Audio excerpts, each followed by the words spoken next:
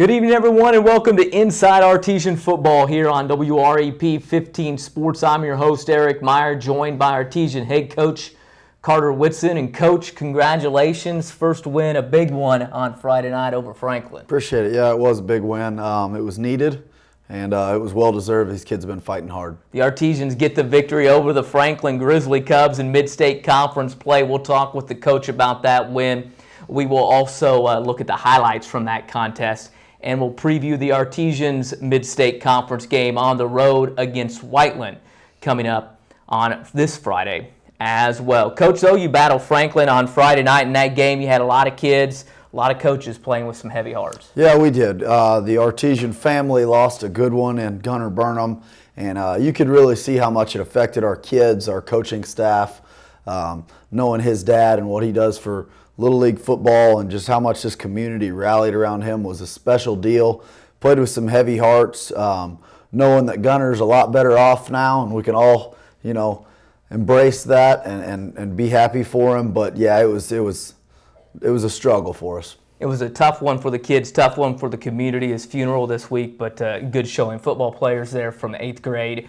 You had kids there as well, so it was a great celebration of his life. Yeah, it really was, and we tried to represent him as well as we could. And I know the 7th and 8th graders tonight will wear number 55 on their helmets just to honor Gunnar a little bit more.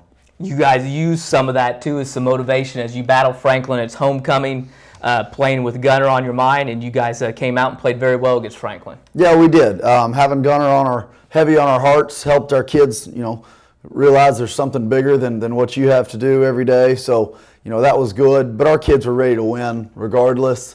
We played well. I still think we could have played so much better. Gave up a few stupid plays on defense and really missed some opportunities on offense. But happy to get a win. We understand that that's not the big picture goal. One win's not what we were trying to do. We're trying to get a lot more than that. So it was a good step in the process. Well, we talked about it. You said the key is we've got to score some points. Well, you scored some points, and you scored them in a way that you've been wanting to score them. That's some big plays. Yeah, we did. We had some big plays, and I felt like we missed so many more too. We had one that would have set the school record if we just set our feet and complete a post to Darius Stillman, because that would have been about a 92-yard touchdown pass. So they're there. Big plays are there. Big plays were made, which was great. So much easier to complete a 70-yard touchdown pass than to do a 13-play drive and grind it out on some 4th downs and 3rd and short. So it was nice to see. It was a game back and forth. You guys score. You have some chances. They come back. Kind of made a little bit of a run, though, and got some separation there late in the first half of play. Yeah, absolutely. Franklin's doing similar to what we're doing. They're rebuilding. They got a new coach who's going to do a great job up there, and their kids fought hard.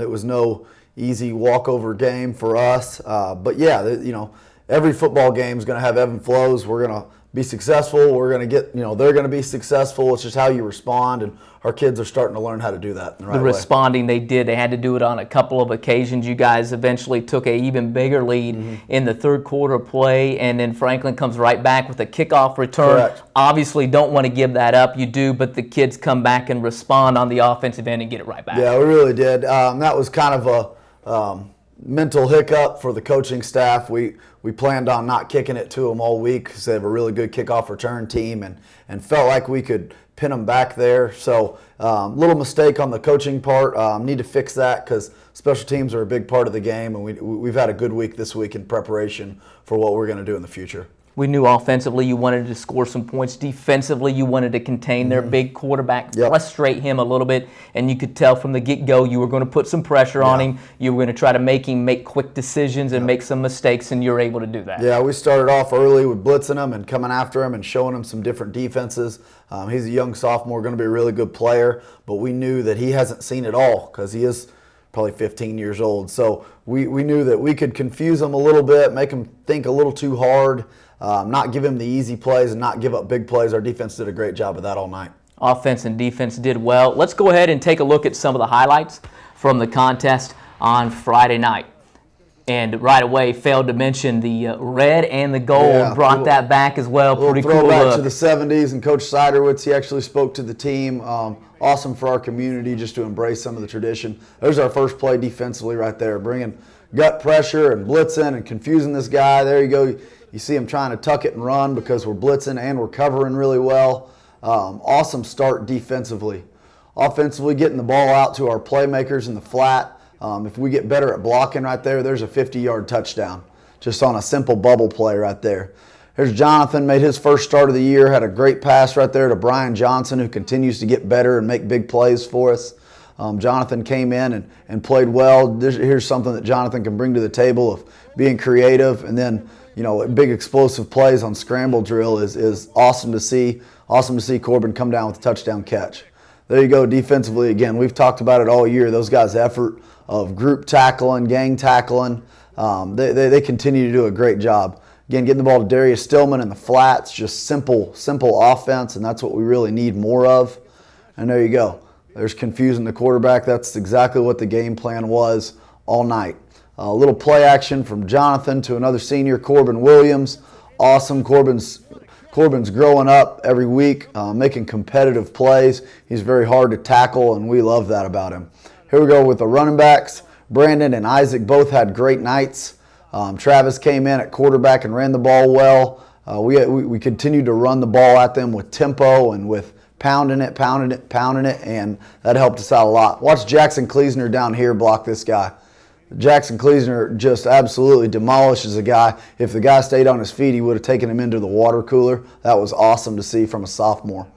Jonathan, again, being creative, getting the ball up to our kids that can make plays with it. There's Darius Stillman, another senior, with a touchdown catch. Awesome to see big plays like that.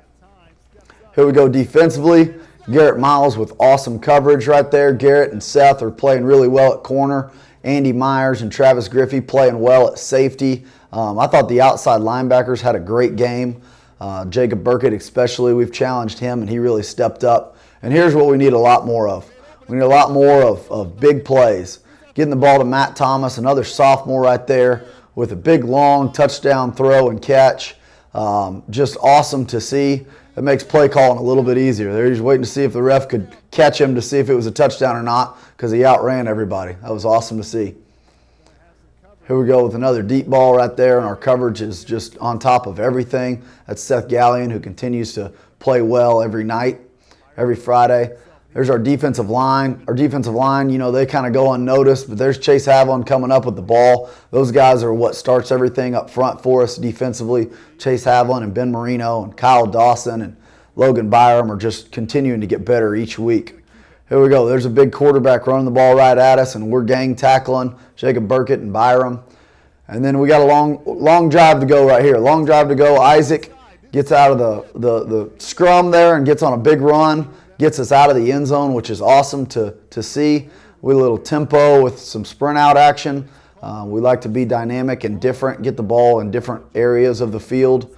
We don't look necessarily at run-pass ratio, but we look at where we can get the ball ratio. So really spread it out. Here's Travis in at quarterback. Travis making a great play on a screen with Brandon Dodson. It's a junior throwing it to a sophomore. Again, you're going to hear a lot of young guys that are making plays for us. A really bright future for our football program. There's Travis keeping it on a zone read, tucking it, getting upfield. Really explosive guy, playing offense, defense. Here he is getting in the end zone with a long quarterback run. We need so much more of that, and he is capable of being a really special player for us. It was awesome to see him get in the end zone. There's Brandon Dodson breaking it up the middle. Corbin with a good block at the end. The O-line doing a fantastic job of opening up holes. They loaded up the box, and our O-line said, let's keep running it at him, keep running it at him. Here's Matt again with another play-action post. Really want to see him get in the end zone there, because whenever you don't score on the 1-yard line, the quarterback gets to do that the next play, and we want those big plays. Awesome to see. Great teamwork right there. Able to get that final score. They ended up tacking one on late, but you guys come away with the big victory on Friday night. Yeah, it was. Our defense played extremely well. They gave up an early touchdown, and then the kickoff return, and then the late touchdown where the game was really over. We were trying to play a bunch of guys and celebrate the win, and they got one late touchdown. So I think our defense really gave up about 7 points. That's it. Offensively, we scored 35, and nothing against Franklin. I felt like we could have scored 70. So there's a lot out there that we can still, we can get better. We mentioned the red, we mentioned the gold pants, kind of the throwback. People in the community probably remember that. You mentioned Coach Siderwood's coming in, and it's pretty cool to see some of that tradition. When I walked out on the field and was kind of had my head down and looked up, I was like, all right, that's pretty cool. It was pretty neat. It was awesome. Our kids knew we were going to get them eventually. That's what they worked hard for on their fundraising this summer, but they didn't know when. We busted them out Friday, so they got to see them, and we weren't telling anybody, so everybody that showed up got to see them Friday night. Coach Siderwood's had this place rolling. That's how it should be, and I knew right when I took the job that we needed to embrace some past traditions and really get back to what Martinsville football is supposed to be about. He kind of came here. I remember the stories he used to tell us when we were little and younger, and we were trying to watch those kids that would play in those red jerseys about. He kind of started those traditions, kind of the UCLA stripes, what he had initially to honor some of the John Wood tradition, and the gold pants. He said they were slick, but he also liked that Notre Dame wore them, big Notre Dame fan, so it's pretty cool. It's really cool. The fight song's very similar to Notre Dame's. The gold pants are like theirs. It's awesome to be able to do that, and I was just happy for our kids. They worked their butts off to be able to get that. And, they've earned some fun stuff like that. You mentioned 70 points. The varsity didn't score 70, but I believe the JV or freshman did on Saturday. Both teams rolling very well, JV and freshman on Saturday also. JV had a great win 70-14. A lot of guys scored. A lot of guys played really well. That's what Saturdays are about, to continue to get better, because we expect big things out of those guys on Friday nights. So awesome to see the defensive effort too, just giving up 14. And then the freshmen keep rolling. Freshmen are doing a really good job. That is a great group. I expect a lot of those guys to be big contributors next year on Friday nights.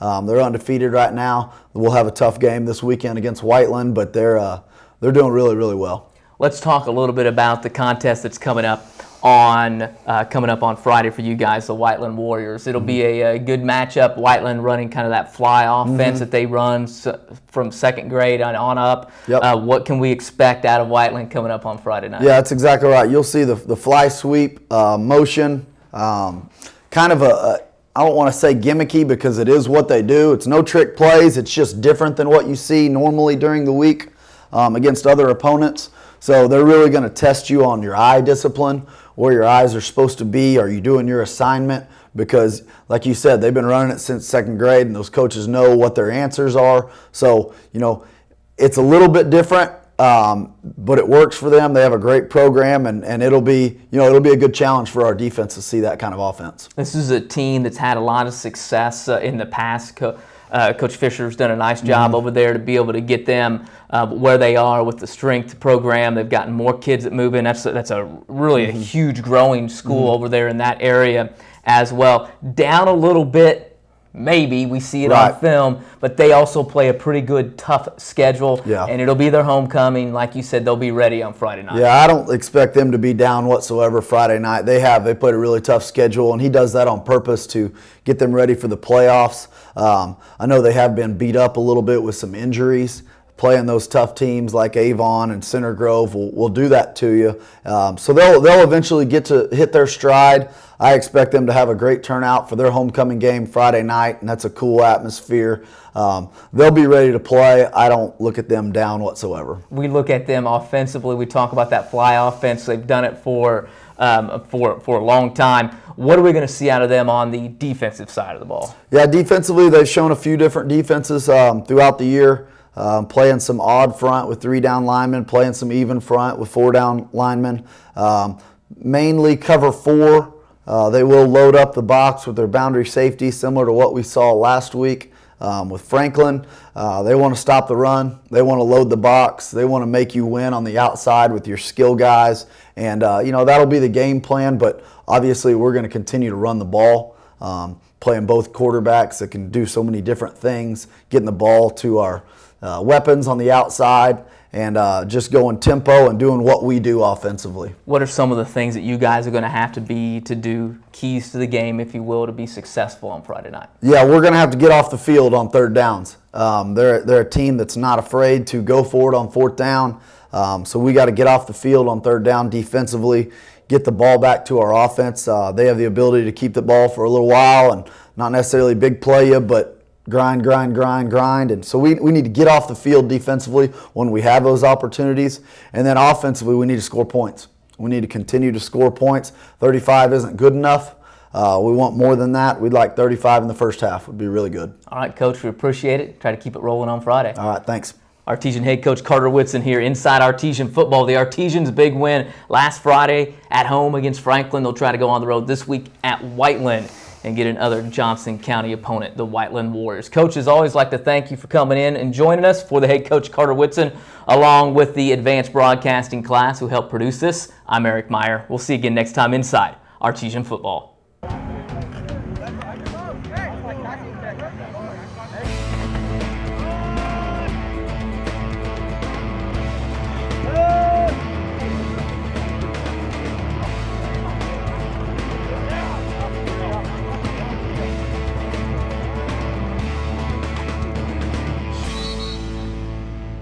All right, here we go.